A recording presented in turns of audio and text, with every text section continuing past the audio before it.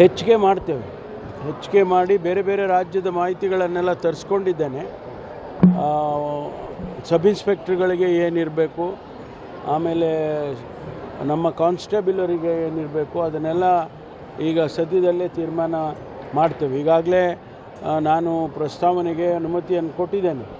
ಅದನ್ನು ಕ್ಯಾಬಿನೆಟ್ಟಿಗೆ ತೊಗೊಂಡೋಗಿ ಅಲ್ಲಿ C&R ರೂಲ್ಗಳೇನಿದೆ ಅದನ್ನು ಅಮೆಂಡ್ ಮಾಡಬೇಕಾಗುತ್ತೆ. ಅದೆಲ್ಲ ಪ್ರೋಸೆಸ್ಸು ಮಾಡಿ ಅದನ್ನು ಅನೌನ್ಸ್ ಮಾಡ್ತೇವೆ.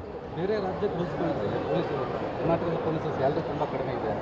ಇಲ್ಲ, ಆ ರೀತಿ ಇಲ್ಲ, ಆ ರೀತಿ ಇಲ್ಲ. ಮೊದಲಿತ್ತು ಹಾಗೆ, ಮೊದಲಿತ್ತು.